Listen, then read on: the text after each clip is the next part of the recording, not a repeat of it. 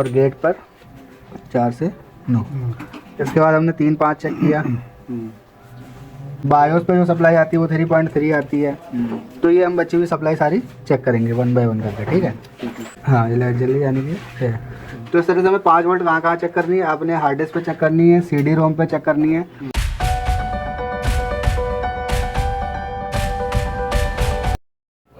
जैसे कि आज जो हम करेंगे ना वो हॉट टेस्टिंग करेंगे। जैसे हमने VRM सेक्शन चेक कर लिया।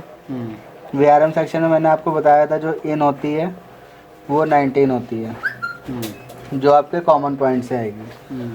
और जो आउट होएगी वो 1.2 से 1.9 होगी, जो CPU के लिए जाएगी। और इसमें एक गेट की सप्लाई होती है जो VRM IC से आती है, जो आपके गेट पे आती है वो 4 से 9 आती है। एक हमने ये चेक किया था। फिर इसके बाद हमने चेक किया था रैम। तो रैम में हमने क्या चेक किया था, इसकी इनपुट हमने चेक करी थी 19 वोल्ट। आउट इसकी चेक करी थी अकॉर्डिंग ऑफ रैम, जैसे कि 1 है तो 2.5, 2 है तो 1.8, 3 है 1.5, 4 है तो 1.2, 5 है तो 1 वोल्ट, ठीक है। और गेट पर 4 से 9। इसके बाद हमने 3-5 चेक किया। इन 19, आउट आपको 3 मिलेगी और 5 मिलेगी कॉइल पे। गेट पर 4 से 9। इसके बाद फिर हमने चेक किया चिपसेट। चिपसेट या इसको हम GFX सेक्शन भी बोलते हैं। इसकी भी जो इनपुट होती है वो 19, आउटपुट जो इसकी होती है 1.25 से 2.5। गेट हो गया आपका 4 से 9। ये हमने इतनी तो चेक कर ली थी, ठीक है। अब जो हमारी टेस्टिंग होगी बचे हुए सेक्शंस की होगी।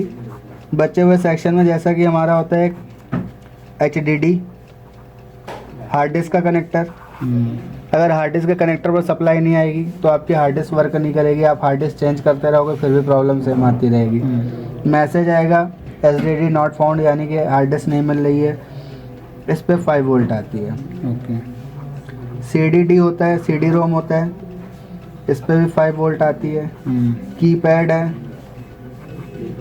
टच पैड है, इन पे भी 5 वोल्ट के अराउंड सप्लाई आती है।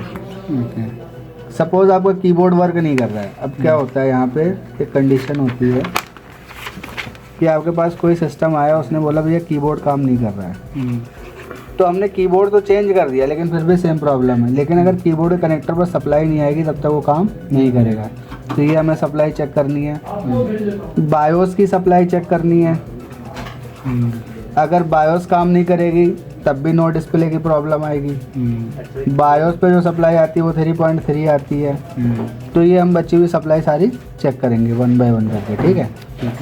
तो हम लगाते हैं सबसे पहले चार्जर और मल्टीमीटर को हम सेट करते हैं DC पर। 20 DC पे हमने इसको सेट कर दिया। लगाओ जी चार्जर।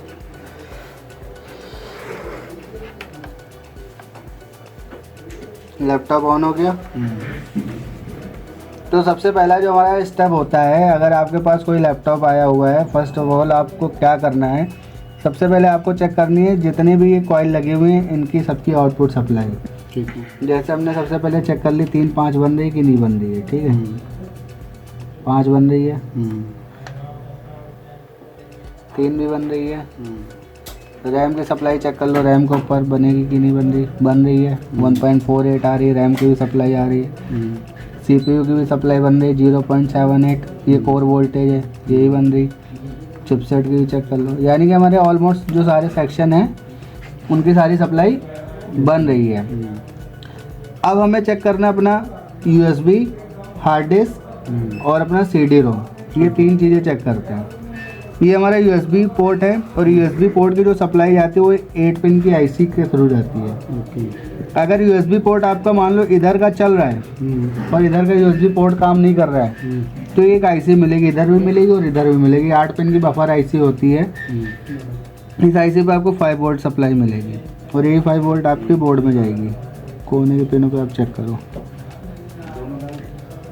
या आप इस कैपेसिटर पे भी चेक कर सकते हो। 5 वोल्ट आएगी। ये आ रही है, ठीक है। अगर ये आईसी किसी भी कंडीशन में ख़राब होगी तो आपकी यूएसबी वर्क नहीं करेगी, तो आपने इस आईसी पर काम करना है। तो यूएसबी पे भी हाँ यहाँ पे 5 वोल्ट जाएगी, ठीक है। ये कैपेसिटर ख़राब हो गया तब भी काम नहीं करेगा। ये कॉइल भी देख लो, इसी के ट्रैक में लगी 5 वोल्ट आ रही है इस पर, ये नहीं है इसके ट्रैक में, छोड़ दो इसको। तो ये देखो इधर साइड का यूएसबी हो गया, इस पर भी आपको 5 वोल्ट मिलेगी, आ रही है। ये भी इसकी आईसी नहीं सर, इसकी आईसी इधर लगी है कनेक्टर के पास में, जिधर इसका कनेक्टर कनेक्ट हो रहा है इससे नीचे लगी हुई है, ये देखो लगी हुई है कनेक्टर है, ये आईसी लगी हुई है, ठीक है। हार्ड डिस्क भी हमारी 5 वोल्ट पे काम करती है। हार्ड डिस्क के पास जो नॉन पोलराइज कैपेसिटर है इस पर चेक कर लो, आ रही है। सीडी रोम भी 5 वोल्ट पे काम करता है, ये 5 वोल्ट आ रही है। यही हमारा टच पैड का भी हिसाब किताब होगा। टच पैड भी 5 है, टच का कनेक्टर हो गया, ये कीपैड का कनेक्टर हो गया, ठीक है।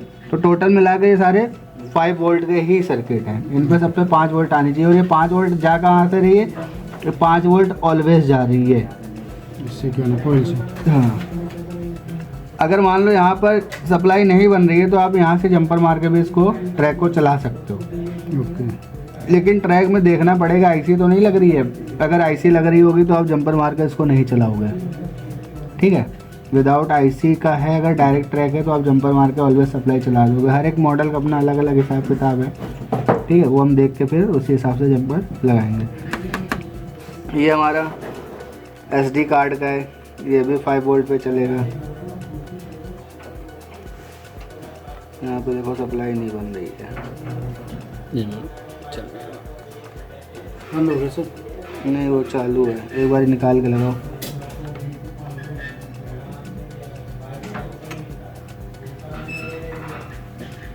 लगाया अपना निकाल के, लगाया लगाओ, बंद भी हो गया। कार्ड है एसडी कार्ड, जो आपके मेमोरी कार्ड आते हैं ना बड़े वाले, चल रहा है वो, चल रहा है, कोई नहीं, पंखा सेंस करके चलेगा। लाइट जल रही है, तो यहाँ पर भी आपको 5 वोल्ट मिलेगी। ये लाइट जली है, हाँ ये लाइट जल रही है, यानी कि है। तो इस तरह से हमें 5 वोल्ट कहाँ कहाँ चेक करनी है, आपने हार्ड डिस्क पे चेक करनी है, सीडी रोम पे चेक करनी है, और आपको कीपैड और टच पैड पर और यूएसबी पे चेक करनी है। सारे 5 वोल्ट के ट्रैक होते हैं, कीपैड का और ये टच पैड का, और ये सारी 5 वोल्ट ऑलवेज सप्लाई होती है, ये आपकी यहीं से जाएगी। 3 पास से ही सप्लाई जाएगी। फिर इसके बाद हम आगे जो चेक करेंगे वो पीछे बोर्ड के जो सेक्शन है वो चेक करेंगे, ठीक है। तभी हम इतना चेक करते हैं, ठीक है। एक चीज़ मैं आपको और भी बता दूँ, एडाप्टर निकाल दो, मैं बताता हूँ।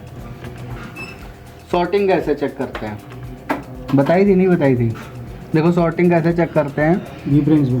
हाँ, अगर आपके पास कोई बोर्ड आया हुआ है, ठीक है, तो अगर वो बोर्ड सॉर्टिंग कंडीशन में, तो आप इसको बीप पे चेक करोगे। मल्टीमीटर को बीप पे लगा दोगे, एक ग्राउंड पे रख दोगे, जितने भी कॉइल हैं इनको आपने सॉर्टिंग के लिए चेक करना है।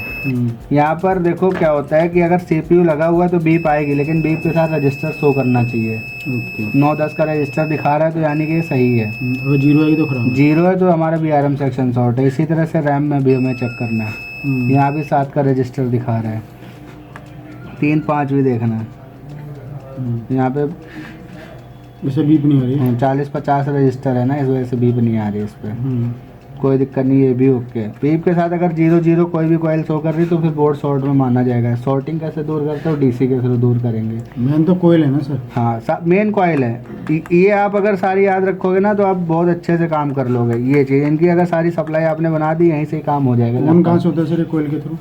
कॉइल के थ्रू नहीं ऑन होता है, इसकी 3 वोल्ट सप्लाई जाती है यहाँ से, जो आपकी LDO सप्लाई होती है। 3 वोल्ट जो एडाप्टर से आपकी 19 वोल्ट आती है, फिर इसकी 3 वोल्ट जाती है ऑन ऑफ स्विच पे LDO सप्लाई, तब जाके ये ऑन होता है। ये 19 वोल्ट पे नहीं ऑन होगा, 3 वोल्ट इसकी LDO सप्लाई जाएगी ऑन ऑफ पे, तभी ऑन होगा। अभी ये डायरेक्ट ऑन हो रहा है। डायरेक्ट क्यों ऑन हो रहा है? क्योंकि इस बोर्ड में CMOS बैटरी नहीं है। कुछ मॉडल आते थे जिनमें CMOS बैटरी अगर नहीं होती थी, वो लैपटॉप डायरेक्ट ऑन हो जाते थे। तो इस पर ऑन होने के लिए 3 वोल्ट सप्लाई चाहिए होती है, जो LDO की सप्लाई होती है वो जाती है। हाँ लग जाएगी, निकालो इसको, पहले निकालो। निकाल दिया, पहले से निकला हुआ। तो इस तरह से हमें ये सारे सेक्शन की सप्लाई चेक करनी है, ठीक है। सबसे पहले हमें सारे रेगुलेटर कॉइल आपको ध्यान देने हैं। उसके बाद ये कनेक्टर जो नहीं चल रहे हैं, उन कनेक्टर की सप्लाई चेक करो। और जो सप्लाई नहीं बन रही फिर उसको ट्रैक के अकॉर्डिंग उसको रिपेयर करेंगे हम। तो इस तरह से हम बोर्ड को रिपेयर करेंगे। वीडियो अच्छी लगी हो तो चैनल को लाइक और सब्सक्राइब करें। Thank you.